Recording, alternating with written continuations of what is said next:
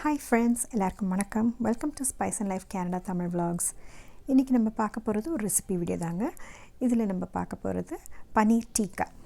இது வந்து நான் ரெண்டு விதமாக பண்ண போகிறேன். ஒன்று கேஸ்ட் அயர்ன் தவாலையும், இன்னொன்று பார்த்தீங்கன்னா செரமிக் தவாலையும் பண்ண போகிறேன். எது பெட்டராக டேஸ்டாகனு பார்க்கலாம். இப்போ ரெசிபிக்குள்ளே போகலாம். ஃபஸ்ட்டு 2 ஸ்பூன் நம்ம கடலை மாவு எடுத்து ட்ரை ரோஸ்ட் பண்ணிக்கிறேன். ரொம்ப சிம்மில் வச்சு அடுப்பை ரொம்ப லோ ஃப்ளேமில் வச்சு நம்ம மெதுவாக அப்படியே ரோஸ்ட் பண்ணி எடுத்துக்கிறோம். அந்த ஸ்மெல், பச்சை ஸ்மெல், ரா ஸ்மெல் போகிறதுக்கு லைட்டாக கொஞ்சம் அது வந்து பொன்னிறமாக ஆற வரையிலும் அதை ட்ரை ரோஸ்ட் பண்ணி எடுத்து வச்சுக்கிறோம், ஆற விட்டுறோம். அதுக்கப்புறம் பார்த்திங்கன்னா நான் இந்த பன்னீர் எடுத்து இந்த மாதிரி க்யூப்ஸாக வெட்டி வச்சுருக்கேன். அதே மாதிரி வெங்காயம், அதுக்கப்புறம் பெல் பெப்பர்ஸ், கேப்சிகம். என்கிட்ட இன்றைக்கி ஆரஞ்ச் அண்ட் எல்லோ பெப்பர்ஸ் தான் இருக்குது. ஸோ இன்னும் க்ரீன் பெல் பெப்பர் யூஸ் பண்ணால் இன்னும் நல்லா பார்க்குறதுக்கே அழகாக இருக்கும். இப்போ நான் வந்து ஒரு பவுல் எடுத்து அதில் 1 கப்பு கெட்டி தயிர் ஆட் பண்ணிக்கிறேன். அதில் நம்ம இந்த ரோஸ்ட் பண்ணி வச்சுருக்க அந்த 2 டேபிள் ஸ்பூன் கடலை மாவை வந்து ஆட் பண்ணிக்கிறேன். இப்போ வந்து மிச்ச மசாலா பொடியெல்லாம் ஆட் பண்ணலாம். 2 tablespoon chilli powder add பண்ணிக்கிறேன், காஷ்மீரி சில்லி பவுடர். அப்புறம் பார்த்திங்கன்னா ஒரு 1/4 ஸ்பூன் மஞ்சத்தூள், 2 tablespoon ginger garlic paste add பண்ணிக்கிறேன். இப்போ ஒரு 1/2 டீஸ்பூன் ஜீரகப்பொடி, 1/2 டீஸ்பூன் பெப்பர் பொடி, 1/2 டீஸ்பூன் கரம் மசாலா, ஆப்ஷனலாக பார்த்திங்கன்னா சாட் மசாலா, அப்புறம் தேவையான அளவு உப்பு. சாட் மசாலா ஆட் பண்ணுறதா உப்பு கம்மியாக ஆட் பண்ணிக்கோங்க. அது சாட் மசாலா இல்லைனாலும் பரவாயில்ல. அதுக்கப்புறம் பார்த்திங்கன்னா ஒரு 2 டீஸ்பூன் எண்ணெய், இது எல்லாமே ஆட் பண்ணிக்கிறேன். லாஸ்ட்டாக பார்த்திங்கன்னா இதுவும் ஆப்ஷனல் தான். இந்த ஜாதிக்காய் இது இருக்குதுன்னா நம்ம வந்து கொஞ்சமாக அதை ஸ்க்ரேப் பண்ணி அதையும் போட்டுக்கலாம், நல்ல ஒரு ஃப்ளேவர் கொடுக்கும். அடுத்ததாக ஒரு லெமனோட ஜூஸ் அளவுக்கு நம்ம இதில் மிக்ஸ் பண்ணிக்கிறோம். நான் வந்து லெமன் இல்லை, அதனால் பார்த்திங்கன்னா இந்த லெமன் ஜூஸ் கான்சன்ட்ரேட் அதை விட்டுக்கிறேன். ஸோ இதையும் விட்டுட்டு அதுக்கப்புறம் பார்த்திங்கன்னா எல்லாத்தையும் சேர்த்து நம்ம நல்லா ஸ்டர் பண்ணி கொடுத்துட போகிறோம்.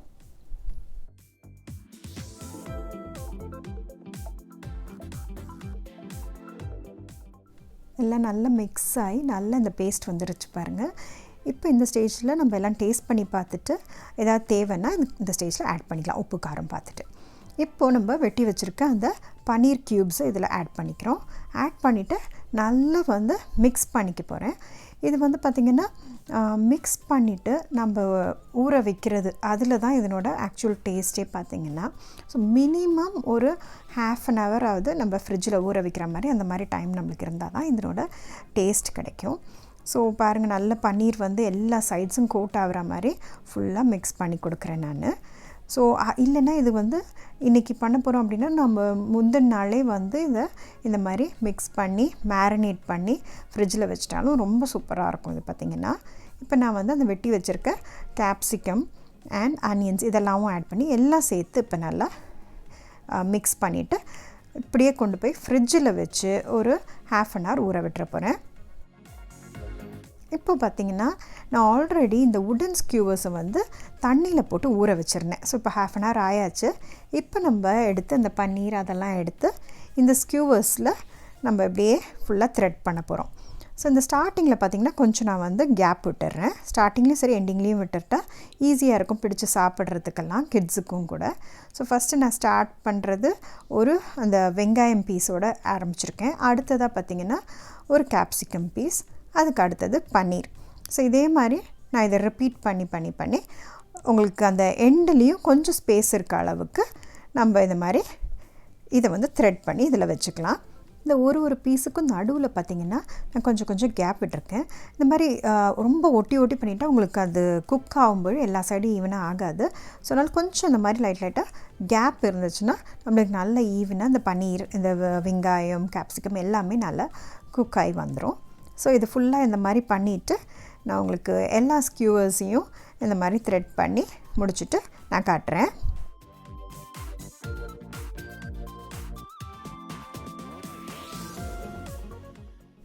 ஸோ இப்போ எல்லா ஸ்கியூவர்ஸையும் இந்த மாதிரி பன்னீரெல்லாம் வச்சு எல்லாம் பார்த்திங்கன்னா அதில் த்ரெட் பண்ணி வச்சாச்சு. இப்போவே பார்க்குறதுக்கே பார்த்திங்கன்னா உங்களுக்கு அவ்வளோ அழகாக இருக்குது. அண்ட் 2 சைடும் நான் இதே மாதிரி கேப் விட்டு வச்சுருக்கேன். ஸோ அது நம்மளுக்கு தவாவில் போட்டு திருப்புறதுக்கும் ஈஸியாக இருக்கும், பிடிச்சி சாப்பிட்றதுக்கும். இப்போ ஃபஸ்ட்டு மெத்தட் நான் வந்து நல்ல கேஸ்ட் அயர்ன் இரும்பு தவாவில் பண்ண போகிறேன். ஸோ அது நல்லா சூடாகிடுச்சு. கொஞ்சமாக எண்ணெய் அப்ளை பண்ணிக்கிட்டேன். அதுக்கப்புறம் நல்ல சூடாக இருக்க அந்த தவாவில் இந்த பன்னீர் ஸ்கியூவர்ஸை நம்ம அப்படியே கொண்டு போய் வைக்க போகிறோம்.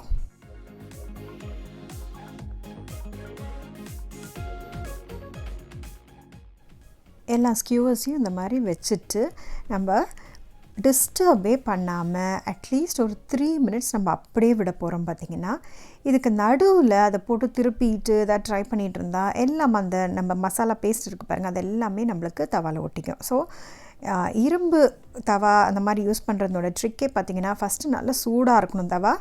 அதுக்கப்புறம் இந்த மாதிரி நம்ம டிஸ்டர்ப் பண்ணாமல் கரெக்டாக ஒரு 2-3 மினிட்ஸ் ஃபுல்லாக குக் ஆனதுக்கப்புறம் ஒரு சைடு நம்ம இந்த மாதிரி திருப்புறோன்னா பாருங்கள், இப்போ 2 சைடும் எனக்கு பிடிச்சி திருப்புறதுக்கு எவ்வளோ ஈஸியாக இருக்குன்னு அண்ட் எதுவுமே ஒட்டாமல் வந்திருக்கு பாருங்கள். இது இரும்பு தவாலேயே எவ்வளோ க்ளீனாக ஒட்டாமல் வருது. ஸோ இதுதான் இதனோட ட்ரிக். ஸோ இப்போ இப்படியே நம்ம ஒரு சைடும் நெக்ஸ்ட் எல்லா சைடுமே ஒரு 2 மினிட்ஸ் இந்த மாதிரி வச்சு திருப்பி எடுத்தோன்னா எல்லா சைடும் இந்த மாதிரி நல்லா ஈவனாக குக் ஆகிடும். நான் இப்போ திருப்பியும் இன்னொரு சைடு குக் பண்ணுறேன். நான்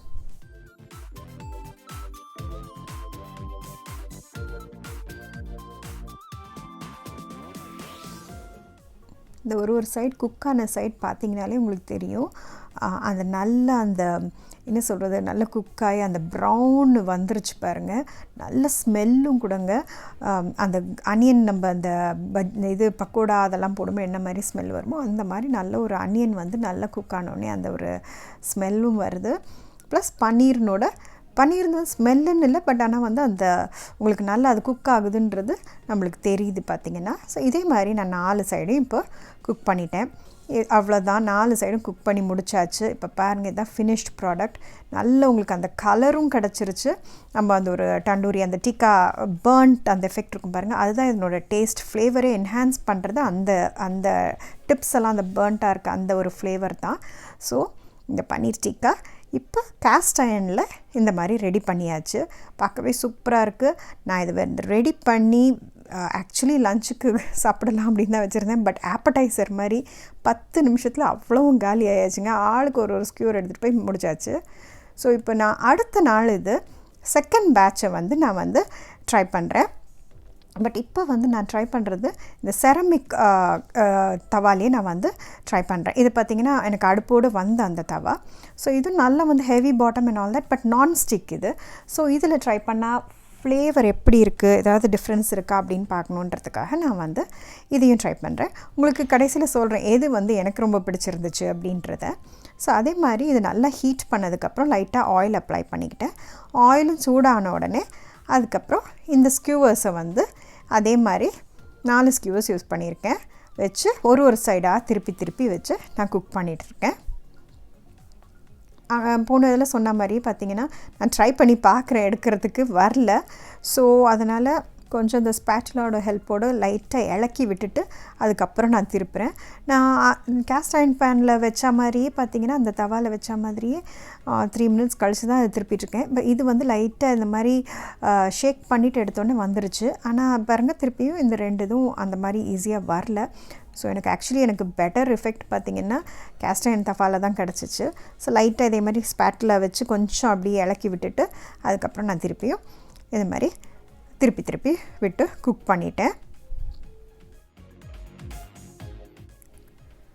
ஸோ இப்போ திருப்பி நான் ஒரு 2 நிமிஷம் எல்லா சைடும் இந்த மாதிரி திருப்பி வச்சுட்டு ஒரு சைடாக குக் பண்ணி திருப்பிக்கிட்டு இருக்கேன்.